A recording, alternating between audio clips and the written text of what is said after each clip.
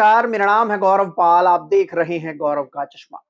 दिल्ली में दिल्ली की जनता से मौलिक अधिकार छीने जा रहे हैं। देश की राजधानी में जनता के फंडामेंटल राइट्स पर सीधा हमला हो रहा है।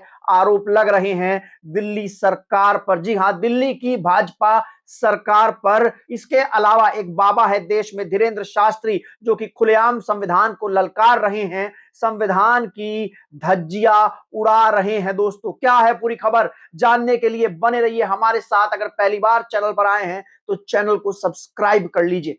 दोस्तों, आप लोग जानते हैं कि दिल्ली में प्रदूषण का क्या हाल है। दिल्ली इस समय, देश की राजधानी दिल्ली इस समय जो है वो जहरीली हो चुकी है, गैस चैम्बर बन चुकी है। आम लोग जो दिल्ली में रहते हैं उनके गले में जलन हो रही है, आंखों से आंसू आ रहे हैं। और ये आलम आज नहीं, लगभग पिछले 10 से 12 दिन से चल रहा है।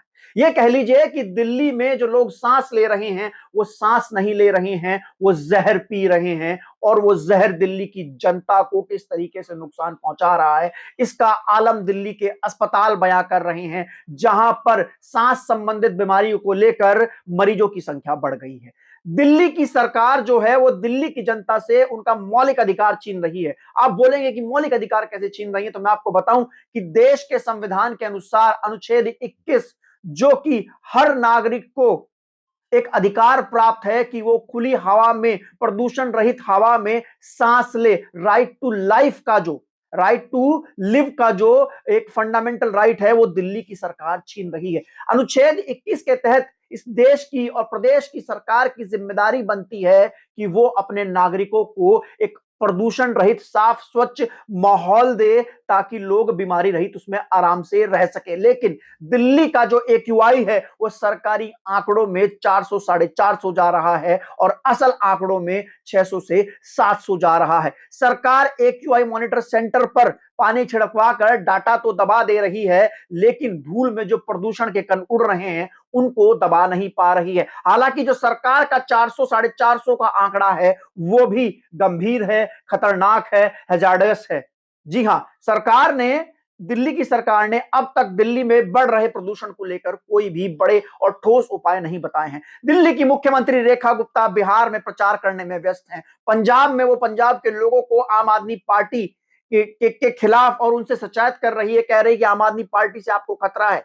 प्रधानमंत्री मोदी जो हैं वो बिहार के प्रचार में व्यस्त है। दिल्ली के प्रदूषण पर कोई कुछ नहीं बोल रहा है। दिल्ली की जनता को गैस चैम्बर में घुटने के लिए छोड़ दिया जा रहा है और उनका मौलिक अधिकार उनसे छीन लिया जा रहा है। राइट टू लाइफ यानी कि आर्टिकल 21 जो है संविधान का, वो हर एक नागरिक को अधिकार देता है कि सरकार उसको स्वच्छ और साफ हवा प्रोवाइड कराए जिसमें वो सांस ले। दोस्तों, क्या आप लोग जानते हैं कि विदेशों में, यूरोप के देशों में, जिसकी बात हमारे देश करता है कि हम लोग यूरोप के देशों पर जाएंगे, ऐसी सड़कें बनाएंगे, यूरोप जैसी, अमेरिका जैसा इंफ्रास्ट्रक्चर बनाएंगे, लेकिन हम अपने लोगों को साफ हवा तक नहीं दे पा रहे। पता है आपको, यूरोप में जो AQI रहता है वो लगभग 50 तक रहता है, 30, 40, 50 तक रहता है। जैसे ही AQI 60, 70, 100 के आसपास जाता है तो वहां लॉकडाउन हो जाता है, वहां प्रोटेस्ट हो जाते हैं, वहां की जनता सड़कों पर उतर आती है, सरकार को लॉकडाउन लगाना पड़ता है 250, 300 के आसपास। लेकिन हमारे यहाँ 400 AQI हो चुका है। बच्चे स्कूल जा रहे हैं, खांसते खांसते बेचारे जा रहे हैं। जो लोग हैं वो काम करने जा रहे हैं, गला पकड़ रहे हैं, दवाई खा रहे हैं, गर्म पानी पी रहे हैं, घरों में एयर प्योरीफायर लगा रहे हैं। सरकार से उन्हें कोई उम्मीद नहीं है, क्योंकि सरकार कुछ कर नहीं रही है। जो उनका मौलिक अधिकार है साफ और स्वच्छ हवा का, प्रदूषण रहित हवा का, सरकार उस पर डाका डाल रही है, उसको छीन रही है। कल दिल्ली में एक प्रोटेस्ट होता है। दिल्ली में इंडिया गेट पर जो लोग हैं, जब वो परेशान हो जाते हैं प्रदूषण से, जब वो एक तरीके से उनकी आस खत्म हो जाती है कि सरकार कुछ नहीं करेगी, तो वो सड़कों पर उतरते हैं, साफ हवा के लिए प्रोटेस्ट करते हैं कि साफ हवा हमको चाहिए, प्रदूषण कम किया जाए। तो पता है क्या होता है, उनको उठाकर डिटेन कर दिया जाता है, उनको गिरफ्तार कर लिया जाता है, छोटे छोटे बच्चों को गिरफ्तार कर लिया जाता है। और जब पूछा जाता है कि आप बच्चों गिरफ्तार क्यों कर रहे हो, तो पुलिस कहती है कि बच्चों को आप प्रोटेस्ट में लाए क्यों। और माँ बाप का ये कहना है कि क्या बच्चे सांस नहीं लेते हैं, ये प्रोटेस्ट करते हैं। बच्चों को अरेस्ट करें आप आराम से कहिए। तुम क्या अब बच्चों को अरेस्ट करेंगे आप? बच्चों का प्रोटेस्ट में लेकर आओगे? हाँ, बच्चे सांस नहीं लेते क्या? आपको पता है प्रोटेस्ट किसके लिए हो रहा है? सांस के लिए हो रहा है ना। अब छोटे से बच्चे को a child is taken away saying that इसका प्रोटेस्ट का राइट नहीं है, इसको सांस लेने का राइट है नहीं है। वो कैसे आप अलग करोगे? सांस लेने के लिए हो रहा है। क्या आपने सोचा था हमारे देश में अब तक हम लोग किसान प्रोटेस्ट करते थे, एमएसपी के लिए प्रोटेस्ट होता था, शिक्षा के लिए प्रोटेस्ट होता था, स्कॉलरशिप के लिए प्रोटेस्ट होता था, फीस के लिए प्रोटेस्ट होता था, लैंड के लिए प्रोटेस्ट होता था। क्या आपने सोचा था कि हमें सांस के लिए भी प्रोटेस्ट करना पड़ेगा?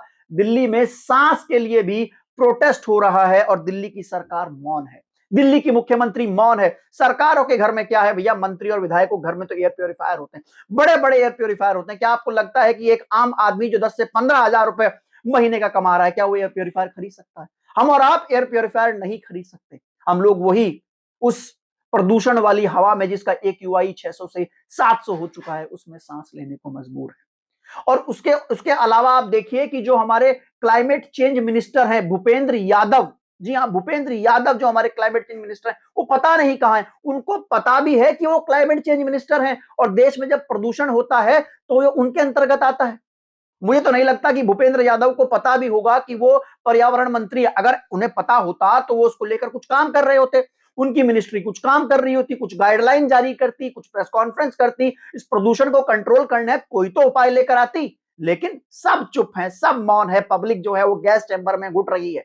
नेता मंत्री विधायक जो हैं वो बिहार में हेलीकॉप्टर से उड़ रहे हैं, वहां पे कह रहे हैं कि बिहार को हम सुनहरा बिहार बना देंगे। जैसे 7-8 महीने पहले दिल्ली में कह रहे थे कि दिल्ली में प्रदूषण रहित कर देंगे, ये कर देंगे, वो कर देंगे। 10 साल से दिल्ली में प्रदूषण की समस्या 12 साल, लेकिन आज तक कोई समाधान नहीं है। दिल्ली की सरकार ने समाधान निकाला था, आर्टिफिशियल बारिश करवाने की कोशिश की, बिना मॉइस्चर का कंटेंट जाने 3.5 करोड़ रुपया फूंक दिया।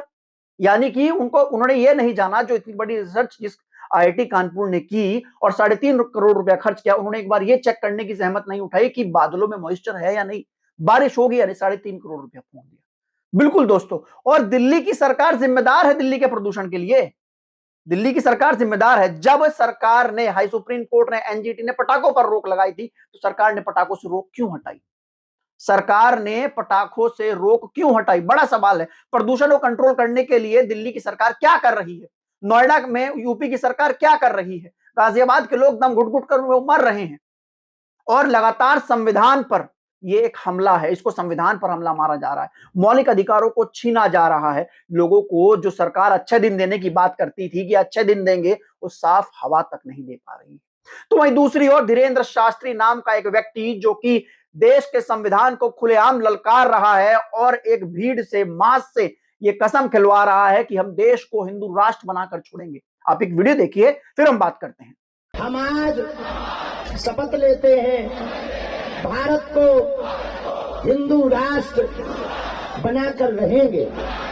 हम आपने वीडियो में देखा कैसे धीरेन्द्र शास्त्री जो है वो अपने बाबाओं के गैंग के साथ बैठा है और खुलेआम इस देश में लोगों से कस्में खिलवा रहा है कि हम इस देश को हिंदू राष्ट्र बना देंगे, हम कसम खाते हैं।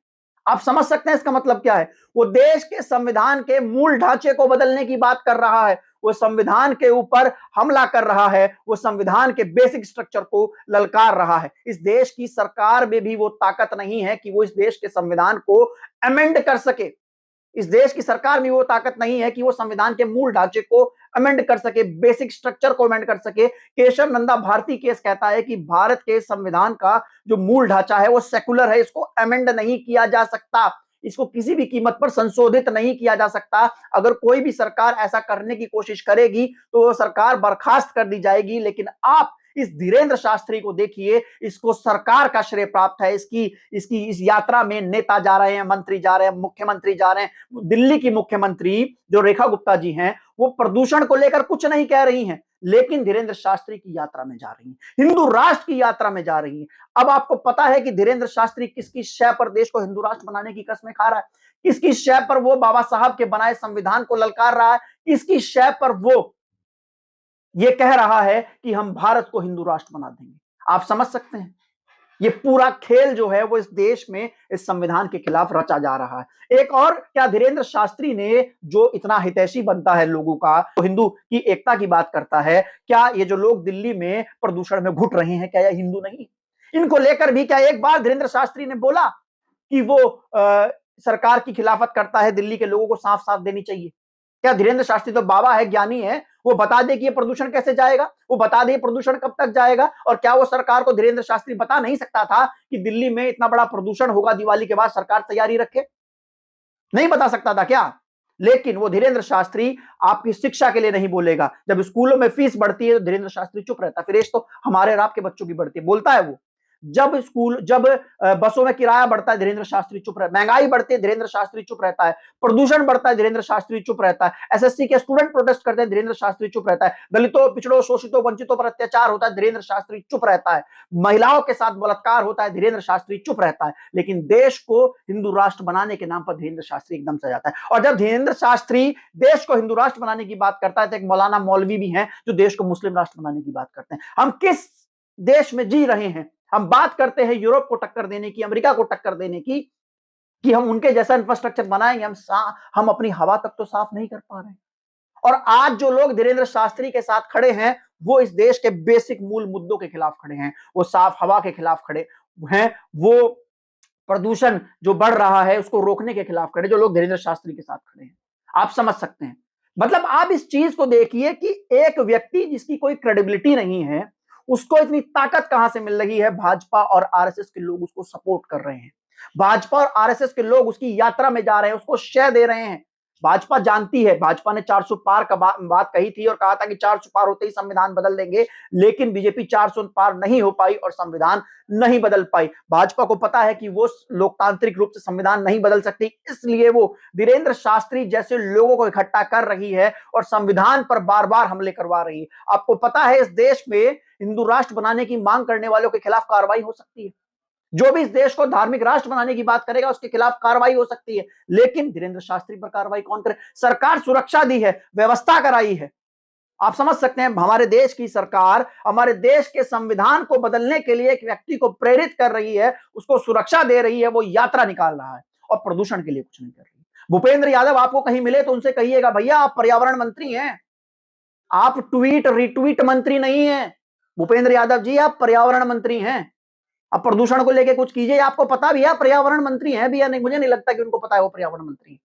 तो आप देख सकते हैं कि देश के संविधान पर किस तरीके से बार बार इस तरीके के हमले हो रहे हैं, मौलिक अधिकारों पर हमले हो रहे हैं, संविधान की मूल संरचना पर हमले हो रहे हैं और सरकार मौन बैठी है, कोर्ट मौन बैठा है। सरकार का मौन बैठना और सरकार का धीरेन्द्र शास्त्री का समर्थन करना साफ तौर पर बताता है कि भाजपा इस देश के संविधान के साथ एक बड़ा षड्यंत्र कर रही है। दोस्तों आपको विश्लेषण ये खबर कैसी लगी हमें लिखकर जरूर बताइएगा।